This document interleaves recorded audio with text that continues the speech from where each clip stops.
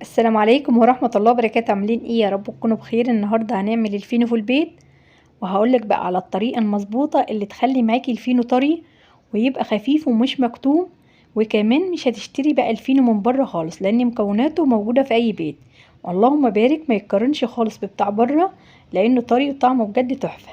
يا ريت بس لو اول مرة تشرفيني، يا ريت تدعميني باللايك واشتراك للقناة علشان يوصلك مني كل جديد. في الاول بنسمي الله ونصلي على الرسول عليه افضل الصلاة والسلام.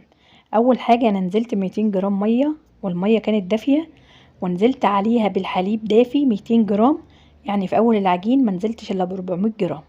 والعجينة بقى لو احتاجت هننزل واحدة واحدة. نزلت بقى ب70 جرام سكر، وكمان معلقة خميرة فورية كبيرة على الميزان 10 جرام. انا كده لسه ما ضفتش الزيت، انا ضفت السكر والخميرة وقلبتها علشان كمان اتأكد ان الخميرة نشطة. لو عملت فقاعات وكمان ريحتها ظهرت يبقى كده الخميرة نشطة. ورجعت بقى ضفت كمان معلقة خل. فايدة الخل في اي معجنات بيخلي بقى المعجنات خفيفة بعد السوا وكمان طرية. بعد كده انا نزلت بالزيت وقلبت شوية، وبعد كده نزلت بكيلو الدقيق. والدقيق انا نخلاه في الاول، ومع الدقيق رشة ملح، وما ننساش الملح علشان بيظبط معانا اي معجنات. وكمان ضفت بقى نص معلقة بيكنج باودر علشان تخلي معانا الفينو خفيف وطري. مقادير النهاردة مظبوطة 100%، مقدار الكيلو. بس لو انت حابة تعملي مقدار اكبر، هتطبقي بقى مقدار الكيلو على اي مقدار انت عايزاه. اهم حاجة ان احنا نظبط بس العجينة. يعني انا في اول العجين ما نزلتش الا ب 400 جرام، وبعد كده لقيت لسه في دقيق فجبت 200 جرام ميه، وبنزل بقى بالميه واحده واحده. بس هقولك في نهايه العجين هي اخدت معايا ميه قد ايه بالظبط علشان تظبطي العجينه. اي معجنات بتعمليها انا عايزاكي تمشي على نفس خطوات العجين. يعني ما تعجنيش في الاول عجينه طريه، هتلاقيها بقى بتغلبك وانت بتعجنيها بتتلزق معاكي. وكمان ساعة التشكيل هتلاقيها مغلباكي خالص، وهيفرش معاكي في الصاج. وان ضفت دقيق بقى علشان تظبطي العجينة المكونات هتبوظ معاكي خالص. يبقى ياريت في الاول نعجن عجينة يابسة، وكل بقى ما تحتاج معانا مية ننزل واحدة واحدة، ما ننزلش بالمية كلها مرة واحدة علشان العجينة ما تتقطعش. شايفين انا بضيف كده يعني معلقة واحدة من المية، وبلت العجينة. وكل بقى ما نلت في العجينة كل ما الفينو هيطلع معانا خفيف وطري. يعني هتتعبي شوية في العجين بس هتلاقي النتيجة في الآخر تحفة. بس عجينة الصيف ما بتكونش طرية قوي، يعني اعملي العجينة كده في الوسط. انا بضغط على العجينة طرية بس في نفس الوقت ما فيهاش اي تلزيق. اخدت معايا مية بالظبط 550 جرام، يعني بالكوباية 3 كوبايات الا ربع. اهم حاجة ان احنا نظبط العجينة، يعني المج الاخير نزلنا واحدة واحدة كده لحد ما ظبطنا العجينة، علشان في دي بيشرب سوائل ودي لا. نخلي بالنا بقى من خطوة زي كده ونظبط العجينة، وما نخليهاش عجينة يابسة جامد علشان الفينو ما يبقاش مكتوم، وما نخليهاش طرية جامد علشان الفينو ما يفرش معانا واحنا بنسويه. انا هقطع بقى من العجينة على طول، مش هسيبها ترتاح غير مرة واحدة بعد التشكيل. عملت بقى القطع قد الليمونة الوسط، يعني على الميزان 50 جرام. عملت الكيلو 30 قطعة، على حسب بقى ما انتي حابة تقطعي. يعني لو حابة ان انتي تعملي اكبر من كده او اصغر من كده، دي يرجع لك انتي في الاخر. الصينية اللي بتمليها غطيها بالكيس علشان ما يعملش معاكي طبقة ناشفة على وش العجين. وكمان وسعي بعيد عن بعضه علشان لسه هيخمر. انا جبت بقى صينية تانية ووسعتهم كده بعيد عن بعضيهم، وكمان هغطيهم بقى بكيس علشان ما يعملوش معايا طبقة ناشفة. وبعد كده انا بدأت التشكيل على طول، خدت اول قطعة انا بدأت بيها. شايفين بقى شكل العجينة ما شاء الله، يعني ما بتلمش علشان انا خدت اول قطعة. اول قطعة تبدأي بيها هي اللي هتاخديها بتكون ارتاحت. وكل ما العجينة هترتاح كل ما هتبقى سهلة معاكي في الفرد. لو لقيتي العجينة كده بتلم معاكي سيبيها ترتاح شوية، وبعد كده هتيجي تفرديها هتبقى سهلة معاكي. اللهم صل وسلم وبارك على سيدنا محمد وعلى آل سيدنا محمد.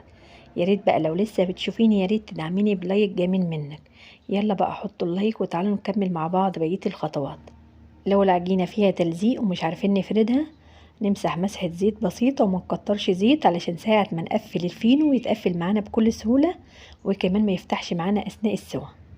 والصينية أو الصاج اللي احنا بنسوي فيه ما يكونش ممسوح أي مادة دهنية. وبنوسع كمان بعيد عن بعضه علشان لسه هيخمر وحجمه هيزيد. بعد كده الفرد لازم يكون مظبوط، يعني سمكه كده يكون في الوسط، ما يكونش رقيق قوي او تخين قوي او جنب تخين وجنب رقيق. وانت بتلفي في العجينه ما تضغطيش قوي على اللفات علشان الفينو يبقى خفيف ومش مكتوم. وتقفيله العجينه من تحت بنقفلها، ولو لقيناها فتحت بنعيد عليها تاني. بس العجينه ما شاء الله بتتقفل بكل سهوله. ولو ضفت زيت تحت العجينه ما تكتريش علشان ساعة ما تيجي تقفلي بقى الفينو يقفل معاكي بسرعه. العجينه ما شاء الله بتتفرد بكل سهوله، يعني انا فردت كده بايدي مش بالنشابه، وبعد كده بلفه وهنقفله بقى ونشيله ونحطه في الصاج. يعني طريقته سهله ومفيش اسهل من كده بصراحه. لازم بقى تجربي طريقة النهاردة علشان تشوفي النتيجة بنفسك، وتشوفي قد ايه الفينو خفيف وما يتقارنش خالص باللي احنا بنشتريه من بره. بس اهم حاجة ان انت ما تنسيش تضيفي في العجينة معلقة خل. لو بتعملي الفينو ما بتضيفيش معلقة خل هيطلع معاكي تقيل ومكتوم وهيبقى ناشف بعد السوا. بس اهم حاجة هتضيفي معلقة الخل. ظبطي العجينة. العجينة لو مظبوطة معاكي الفينو هيطلع معاكي طري في الاخر. يعني اهم حاجة ما تكونش عجينة يابسة جامد. العجينة الطرية المخبوزات بتاعتها بتبقى طرية في الاخر، بس اهم حاجة ما تكونش طرية قوي بتتلزق علشان ما يفرش معاكي في الصاج. يعني نحاول كده ان احنا نظبط العجينة ونمشي بس على نفس خطوات العجين، هتلاقي بقى الخطوات كلها سهلة بعد كده. الصاج بقى اللي انا بخلصه بغطيه بالكيس علشان ما يعملش معايا طبقة ناشفة، وكمان علشان بسيبه يخمر. اهم حاجة بقى وقت الخمر ما نستعجلش عليه خالص ونقوم نسويه. يعني في الصيف مش هياخد وقت معاكي خالص، نص ساعة بالكتير هتلاقيه رفع واختمر. لو في الشتاء هياخد معاكي اكتر من كده. بعد نص ساعة بالظبط لقيته اختمر، هقوم بقى اشغل الفرن يسخن علشان اسويه. ما تكتريش خمره في الصيف علشان ما يعلاش معاكي ويرجع يهبط تاني. اول بقى ما اختمر قمت بقى شغلت الفرن. اول ما سخن انا وطيت النار خالص زي الشمعة. الفينو بيستوي على نار هاديه خالص. الصاج بقى اللي انا بدخله يستوي بمسح وشه بالحليب. لو مفيش حليب نقدر نعمل ميه بسكر ونمسح وشه كده علشان يدينا لون موحد. وكمان ما بنمسحش الا صاج صاج في الصيف. يعني ما نمسحش لو عاملين كذا صاج او كذا صينيه، ما تعمليش الا اللي انت هتقومي تسويه علشان ما تهبطيش الخمر ويرجع يهبط. العجينه اي معجنات في الصيف بتلاقيها علت جامد، بس لو هبطتي خمرها مش هيعلى معاكي تاني. نيجي بقى للتسوية. بندير بقى الصاج كل شوية لحد ما يدينا لون موحد. اهم حاجة التسوية. ولو هتسوي في فرن البوتاجاز هتمشي على نفس الخطوات. اول ما بيسخن بنوطي البلاطة خالص وبندخل الصاج على الرف فوق البلاطة، وكمان بندير الصاج كل شوية. بس الفرن لو فيه مروحة مش محتاجة بقى ان انت تديريه، هيديكي بقى لون موحد وهيبقى تحفة. اول بقى ما بتخرجيه على طول من الفرن بتغطيه بكيس ومن فوق الكيس فوطة علشان يرجع معاكي طري. اللهم بارك. شايفين بقى شكل الفينو؟ الفينو بيتكلم عن نفسه بصراحة، مش محتاجة بقى ان انا اتكلم عنه. الفينو طري وكمان عطى لون من فوق ومن تحت تحفة. وكمان كل الكمية دي من كيلو دقيق. يعني هتعمليه في البيت هتلاقيه احلى من بتاع بره بكتير، غير بقى طعمه علشان ضايفين فيه حليب. لو حابة بقى ان انتي ما تضيفيش حليب هتستغنى عن الحليب وهتنزلي بالمقدار كله مية. بتمنى بجد ان يكون شرحي بسيط، واتمنى ان انتي تدعميني بلايك واشتراك للقناة. استناني في فيديو جديد. السلام عليكم.